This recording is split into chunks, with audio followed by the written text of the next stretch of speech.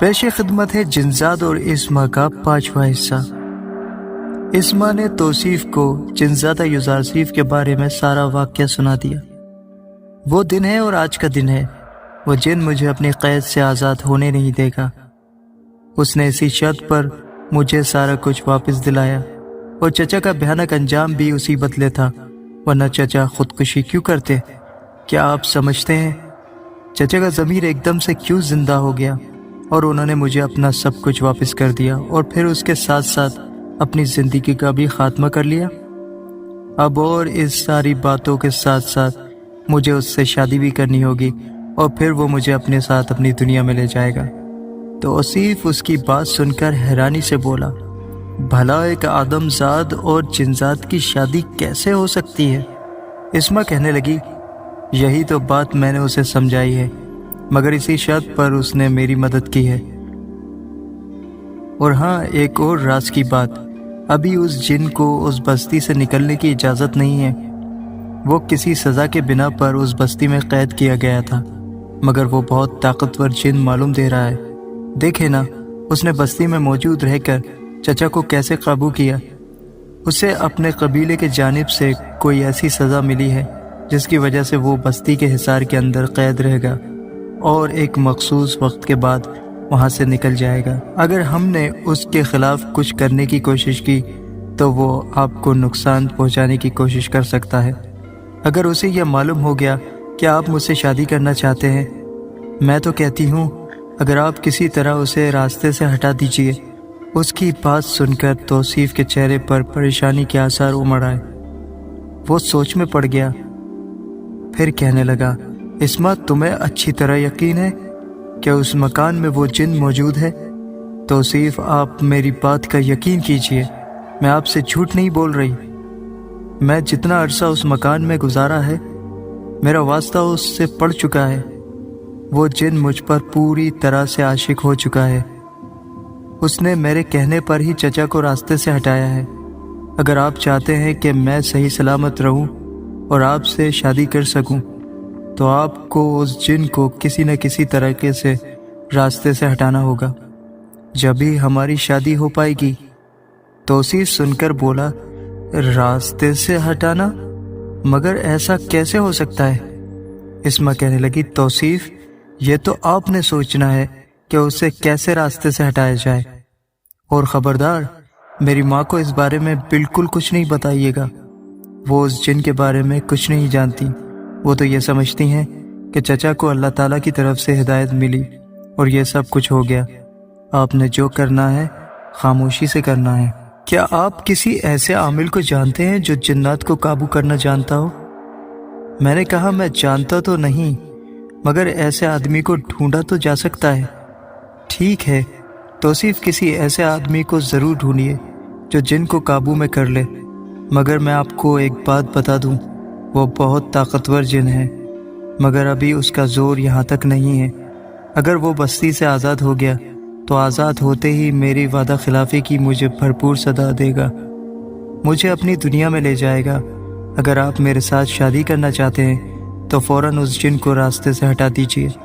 توصیف اس کی بات سن کر گہری سانس لیتے ہوئے بولا، اسما، تم مجھے کچھ وقت دو، میں کسی ایسے عامل کو تلاش کرتا ہوں جو اس جن کو قابو کرنا جانتا ہو۔ توصیف یہ کہہ کر وہاں سے اٹھا، اس کی طرف پیار بھری نظروں سے دیکھا اور پھر وہاں سے چلا گیا۔ میں دل ہی دل میں مسکرا دی، گویا کہ اب میں توصیف صاحب کو بھی استعمال کروں گی۔ اب جن ہو یا توصیف، دونوں میں سے کسی ایک سے تو جان چھوٹے گی۔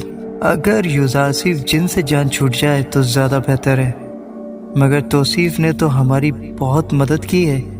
پھر دل ہی دل میں ایک سوچ آئی کہ مدد کی ہے تو کیا ہوا، یہ سب کچھ تو ہمارا ہی تھا۔ ادھر توصیف بیچارہ پریشان پریشان اس سوچ میں پڑ گیا کہ اس جن سے کیسے چھٹکارا حاصل کریں، اسما کو کیسے حاصل کیا جائے۔ وہ پریشان پریشان اپنے گاؤں پہنچا۔ اس نے اس مکان کو کھول کر دیکھا۔ اس نے کافی عرصے سے اس مکان کو کھول کر نہیں دیکھا تھا۔ اسے آج تک اس مکان میں ایسی کوئی بات محسوس نہیں ہوئی تھی مکان پہلے کی طرح ویران اور اداس کھڑا تھا۔ وہ صحن میں داخل ہوا، اس نے ادھر ادھر نظریں گھمائی، چاروں طرف ویرانی اور خاموشی تھی۔ اس نے دھیرے سے دونوں کمروں کے دروازے کھول کر دیکھا اور پھر دروازے بند کر دیے۔ کافی دیر وہ وہیں کھڑا رہا اور سوچتا رہا، مگر اسے تو کوئی ایسی چیز نظر نہیں آئی۔ پھر سر جھٹک کر اپنے گھر چلا گیا۔ ساری رات یہی سوچتا رہا، میں یوزارسیف جن ہوں۔ اسما کے جانے کے بعد یہ مکان پھر سے اداس اور ویران ہو گیا۔ وہ ایسی بے وفا ہے کہ اس نے پلٹ کر میری خبر نہیں لی۔ وہ اچھی طرح سے جانتی ہے کہ میں یہاں سے باہر نہیں نکل سکتا۔ میں ایک مخصوص مدت تک یہیں قید میں ہوں، لیکن کم از کم اس کو مجھ سے ملاقات تو کرنی چاہیے تھی۔ وہ شاید یہ جانتی نہیں کہ میں کتنا طاقتور جن ہوں۔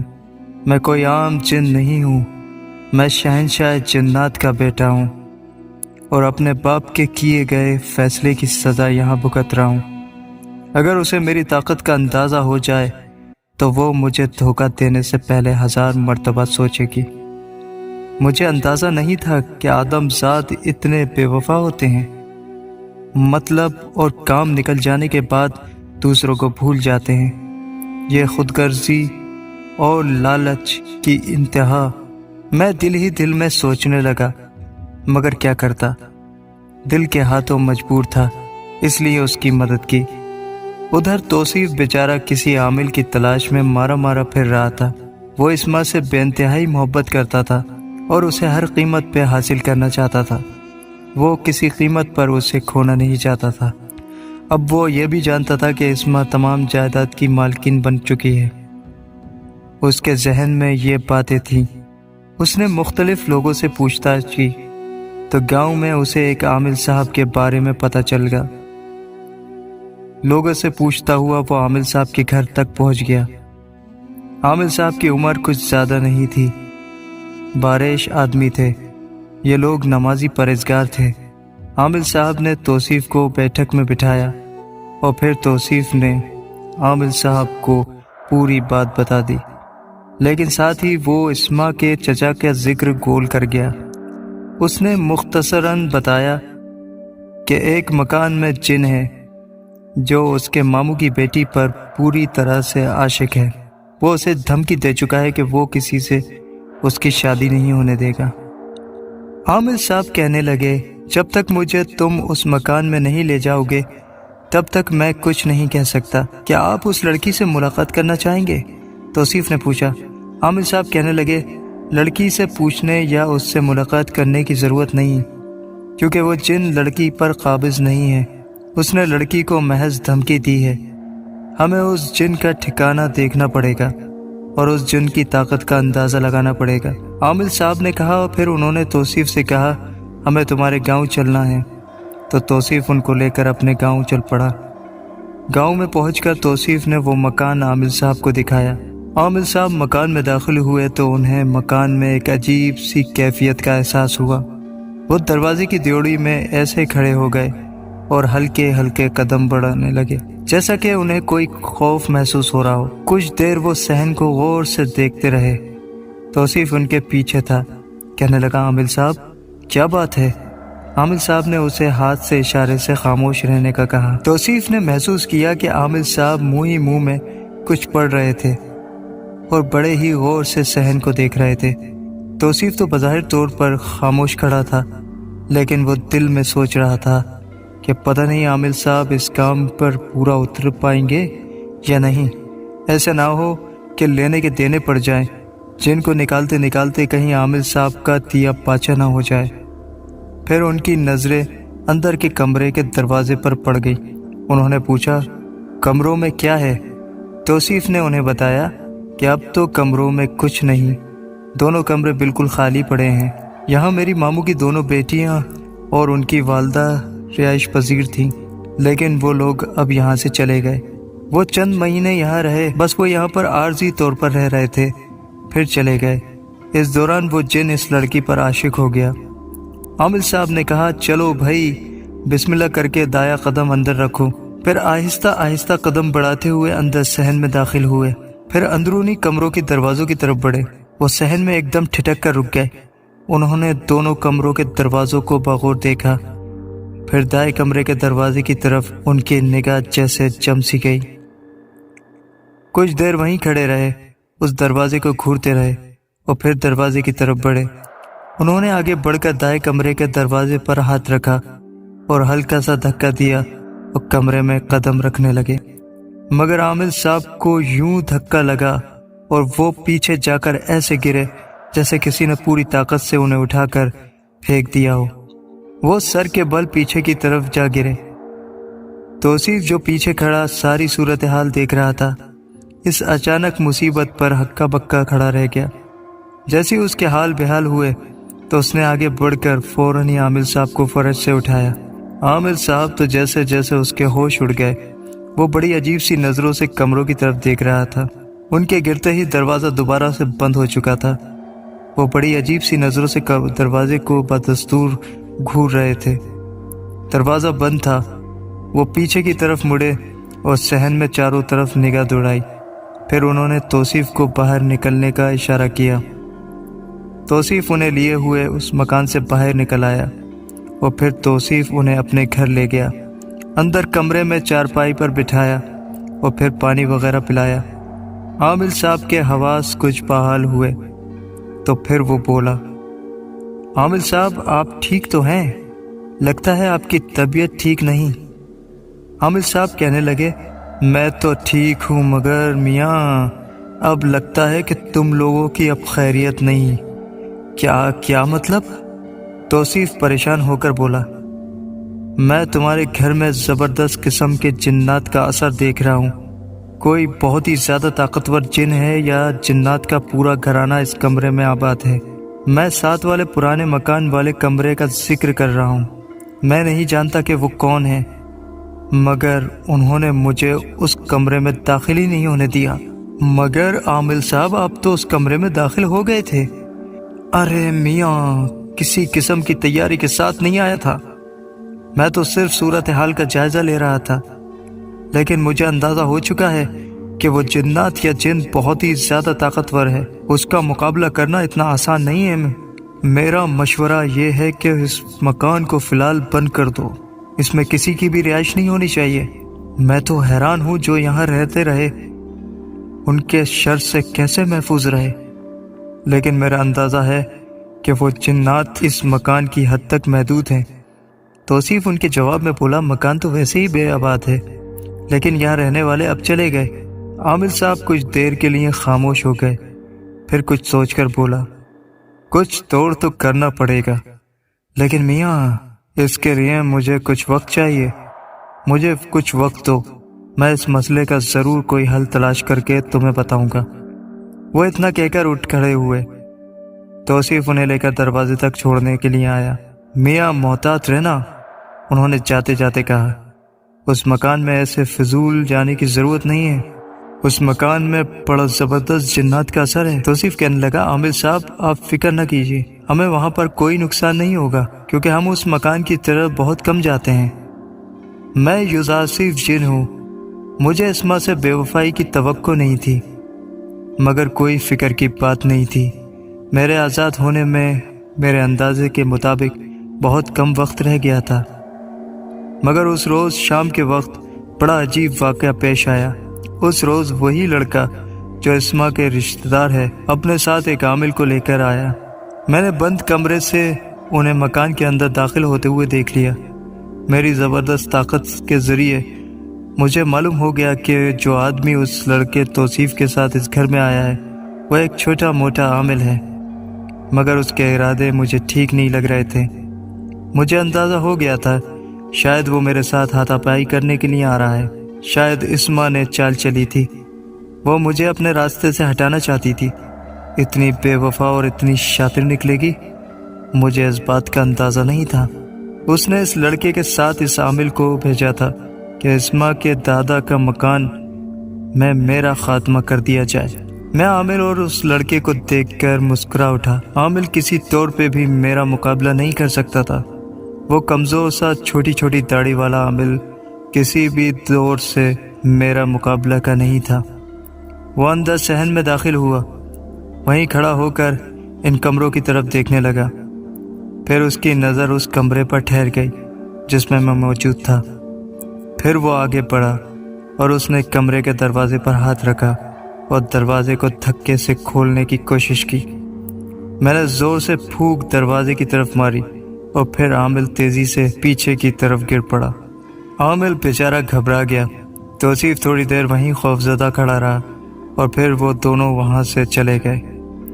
میں چاہتا تو اس عامل کو اور اس لڑکے کا گلا گھونٹ کے انہیں وہیں جان سے مار دیتا، مگر وہ دونوں بے گناہ تھے۔ انہیں تو محض استعمال کیا جا رہا تھا اور مجھے اس بات کا ادراک تھا کہ انہیں استعمال کرنے والی صرف اور صرف وہ بے وفا اسما تھی۔ ان لوگوں کو ایک مکھی کی طرح مسلنا میرے لیے کوئی مشکل نہیں تھا، لیکن مجھے ان کی موت پر بعد اور مجھے دکھ اس بات کا تھا کہ ابھی میں اس بستی سے باہر قدم نہیں رکھ سکتا تھا۔ شہنشاہ جنات نے بستی کے ارد گرد میرے لیے حصار قائم کر رکھا تھا تاکہ میں اس بستی سے باہر قدم نہ رکھ سکوں، کیونکہ میں کافی شریر واقع ہوا ہوں اور وہ نہیں چاہتے تھے کہ میں اپنی شرارتوں سے آدم زادوں کو تنگ کروں۔ میں کافی دیر تک سوچتا رہا۔ مجھے واقعی بہت دکھ ہوا تھا کہ اب اس کا کیا کرنا چاہیے۔ اس عامل کی طرف سے مجھے خطرہ تھا، بے شک وہ کمزور تھا، میرے مقابلے کا نہیں تھا، لیکن میرے لیے خطرناک بھی ثابت ہو سکتا تھا۔ میں بے گناہ لوگوں کو مارنا نہیں چاہتا تھا۔ اس لڑکے کا بھی بظاہری طور پر کوئی قصور نظر نہیں آ رہا تھا، مگر وہ اپنی ضد پر اڑے رہے اور مجھے مارنے سے باز نہیں آئے تو اپنے نقصان کے ذمہ دار وہ خود ہوں گے۔ ادھر عامل صاحب اپنے گھر پہنچے تو بڑے پریشان تھے۔ آج انہیں بڑی ذلت کا سامنا کرنا پڑا تھا۔ توصیف کے سامنے ان کی بڑی سوکھی ہوئی تھی۔ پہلی دفعہ انہیں اس قدر شرمندگی اٹھانی پڑی اور وہ وہاں سے اٹھ کر چلے آئے۔ وہ اس کے مقابلے کے لیے تیار تھے، مگر ابھی دل ہی دل میں سوچ رہے تھے کہ اس جن کا مقابلہ کرنا اتنا آسان نہیں، لیکن اب تو عزت اور بے عزتی کا معاملہ ہے۔ ظاہر ہے عامل صاحب مختلف جگہوں پر جاتے تھے، اگر ان کی شہرت بگڑ جاتی تو پھر ان کا کام خراب ہو جاتا۔ ایک دفعہ کی کوشش کرنے میں کوئی حرج نہیں ہے، مگر ساتھ ہی ساتھ انہیں اپنی جان کا بھی خطرہ محسوس ہو رہا۔ 2 روز بڑے اطمینان اور سکون سے گزر گئے۔ تیسرے روز توصیف عامل صاحب کے پاس دوبارہ پہنچ گیا اور عامل صاحب کی منتیں کرنے لگا۔ دیکھیں عامل صاحب، آپ کو ہی اب کچھ کرنا ہے۔ عامل صاحب کہنے لگے، دیکھو میاں، بڑا مشکل کام ہے، اس میں جان کا بھی خطرہ ہے۔ توصیف نے نوٹوں کی گڈی عامل صاحب کے سامنے رکھتے ہوئے کہا، عامل صاحب میں اس سے بھی زیادہ آپ کی خدمت کروں گا۔ عامل صاحب کہنے لگے، روپے اٹھا کر اپنی جیب میں رکھو، مجھے روپیوں کی کوئی کمی نہیں ہے، پہلے کام ہو جانے دو، باقی بعد میں دیکھا جائے گا۔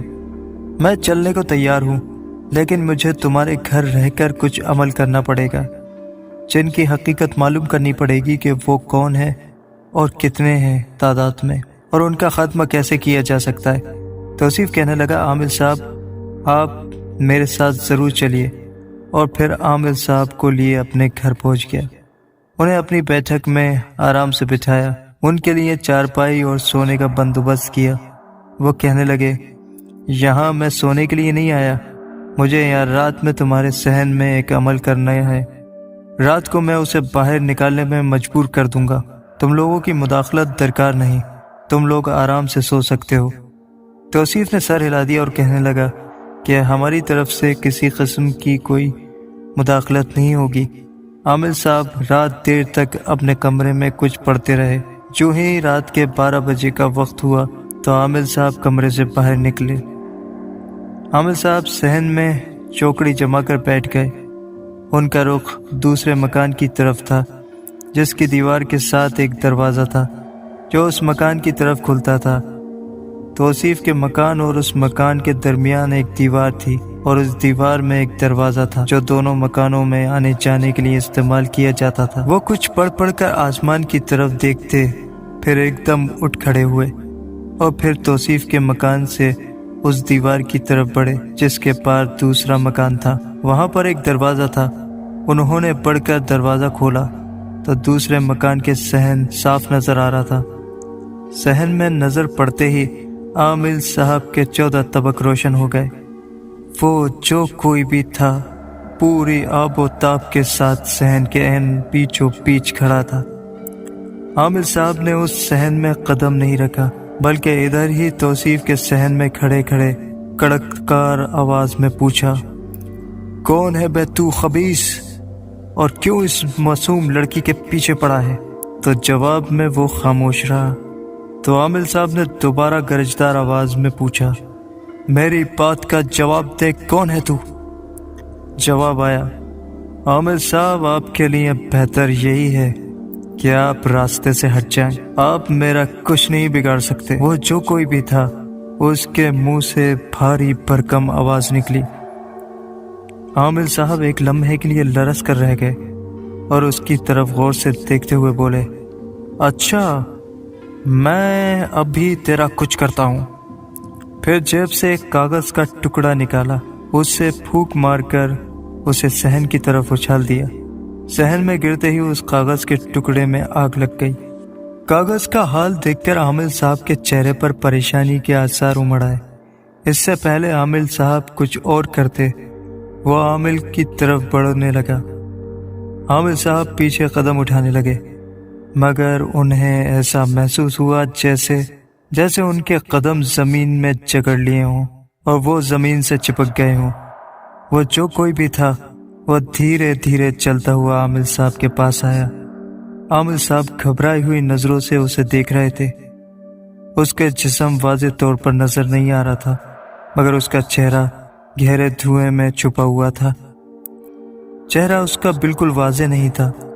عامل صاحب، میں آپ سے بڑی پیاری اور محبت سے کہہ رہا ہوں کہ آپ ہمارے راستے سے ہٹ جائیں۔ آپ ہمارا بال بھی بیکا نہیں کر سکتے ہیں، آپ ہمارا کچھ نہیں بگاڑ سکتے ہیں۔ آج تو میں آپ کو چھوڑتا ہوں مگر آئندہ میرے راستے میں آنے کی کوشش کی تو آپ کی زندگی کی ضمانت کی کوئی نہیں دے سکے گا۔ اس آنے والے نے کہا اور پھر وہ واپس مڑ گیا۔ اس کا چہرہ بدستور دھوئیں کے گہرے بادلوں میں گم تھا۔ چلتے چلتے صحن کے عین بیچوں بیچ جا کر کھڑا ہو گیا۔ پھر ایک دم سے اس میں چنگاریاں نکلیں اور ان چنگاریوں کی آگ کی صورت اختیار کی اور عامل صاحب کی نظروں کے سامنے وہ اچانک سے غائب ہو گیا۔ اس کے غائب ہوتے ہی عامل صاحب کو ایسا محسوس ہوا جیسے زمین نے ان کے قدم اچانک سے ہی چھوڑ دیے۔ عامل صاحب فوراً واپس مڑے اور بھاگتے ہوئے اپنے کمرے میں داخل ہوئے، دروازے کو کنڈی لگائی اور بستر پر گر کر اپنی ساز درست کرنے لگے۔ صبح ہوتے ہی عامل صاحب نے توصیف کو خدا حافظ کہا اور اپنے گھر کی طرف چل دیے۔ توصیف بیچارہ تو ان سے پوچھتا ہی رہ گیا کہ عامل صاحب آخر معاملہ کیا ہے، آپ کیوں ایسے آپ جان چھڑا کے بھاگ رہے ہیں؟ کہنے لگے، میاں اس جن سے مقابلے کا تصور اپنے ذہن سے نکال دو۔ میں نے کہا تھا نا وہ جن بہت طاقتور ہے، اور میاں میں یقین سے کہہ سکتا ہوں یہ کوئی عام جن نہیں ہے، میں دیکھ چکا ہوں، میرا عمل کبھی غلط بات نہیں بتاتا۔ اتنا کہہ کر عامل صاحب نے وہاں سے دڑکی لگا دی۔ توصیف انہیں جاتا ہوا دیکھ رہا تھا اور سر پکڑ کر بے بسی سے بولا، اب کیا کیا جائے؟ اب کیسے اس جن کو اس ماں سے چھڑاؤں؟ میں یوزاسیف جن ہوں، مجھے یقین تھا کہ وہ لڑکا اس عامل کو لے کر واپس نہیں آئے گا، مگر پھر اسی عامل کو لے کر آیا اور پھر مجھے اس عامل نے کمرے سے باہر نکالنے کا عمل شروع کر دیا۔ میں اس کا عمل پورے کرنے سے پہلے ہی صحن میں آ گیا، مگر میں اس پر اپنی شکل واضح نہیں کرنا چاہتا تھا۔ وہ سمجھ رہا تھا وہ مجھ پر قابو پا لے گا، لیکن میں نے اسے خبردار کیا اور اسے سمجھایا کہ وہ میرے راستے میں نہ آئے، ایسا نہ ہو کہ وہ بے گناہ مارا جائے، اور میں نہیں چاہتا تھا کہ کوئی بے قصور آدمی مجھ سے مارا جائے۔ میں پہلے ہی اس ماں کی خاطر اس کے چچا کو مار چکا تھا اور ہو سکتا ہے اس کی سزا بھی مجھے بھگتنی پڑے۔ وہ گنہگار تھا اور یہ بے گناہ۔ وہ اس ماں کا گنہگار تھا، میرا نہیں، اس لیے میری طرف سے وہ بے گناہی ہی مارا گیا۔ میری بستی میں یہ بات پہنچتے دیر نہیں لگتی کہ میں نے ایک بے گناہ انسان کو مار ڈالا۔ عامل تو بیچارہ بھاگ گیا، مگر وہ لڑکا توصیف بھی مجھے نظر نہیں آیا۔ مجھے اس مکان میں قید کئی روز گزر گئے، جب ایک رات کے وقت اچانک مکان میں ایک مخصوص آواز آئی۔ یہ آواز میری بستی کی طرف سے بھجوائی گئی تھی۔ میں فوراً دوڑتا ہوا کمرے میں سے باہر نکلا تو یہ دیکھ کر حیران رہ گیا کہ شہنشاہ جنات کا خاص آدمی ارزداتالیس صحن میں کھڑا تھا۔ کہنے لگا، یوزرسیف، آپ کی سزا ختم ہونے میں کچھ وقت باقی ہے، مگر شہنشاہ جنات کی طرف سے یہ حکم ہے کہ آپ یہاں کے انسانوں کو نقصان پہنچا رہے ہیں۔ آپ جانتے ہیں کہ اس کی کتنی بڑی سزا ہے کہ آپ کو بستی سے واپس کا بلاوا آیا ہے۔ آپ کی سزا شہنشاہ جنات نے وقت سے پہلے ہی ختم کر دی ہے۔ وہ نہیں چاہتے کہ آپ یہاں ٹھہریں اور فساد یہاں پھیلائیں۔ میں اس کی بات سن کر بڑا خوش ہوا۔ کہنے لگا، میں آپ کو لینے آیا ہوں اور آپ چلیے میرے ساتھ۔ میں نے کہا، ارزداتا رکو، مجھے کچھ وقت کی مہلت چاہیے۔ میں وعدہ کرتا ہوں کہ میں کسی کو بھی اب نقصان نہیں پہنچاؤں گا۔ تبشت حضور سے بولو مجھے کچھ وقت چاہیے۔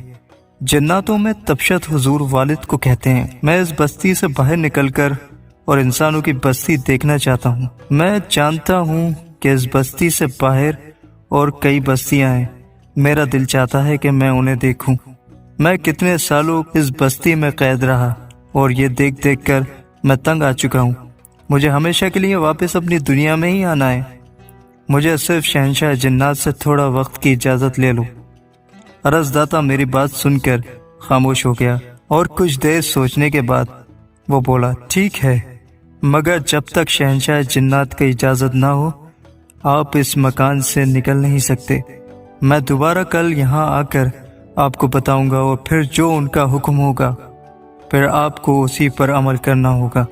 ارزداتا یہ کہہ کر چلا گیا اور میری خوشی کا تو ٹھکانہ نہیں رہا۔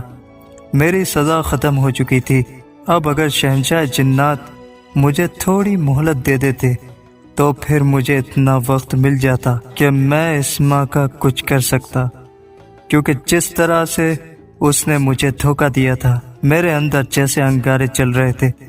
میں چاہتا تھا کہ اس بے وفائی اور دھوکے کی دیوی کو ایسا سبق دوں کہ وہ ساری زندگی یاد رکھے۔ دوستو، یہ کہانی ابھی جاری ہے۔ اس کا اگلا حصہ نیکسٹ ویڈیو میں ملاحظہ کیجیے۔ دوستو، یہ کہانی کیسی لگی؟ اچھی لگی ہو تو کامنٹ باکس میں ہمیں ضرور بتائیے اور چینل کو سبسکرائب ضرور کیجیے۔ شکریہ، ملتے ہیں نیکسٹ ویڈیو میں۔ خدا حافظ۔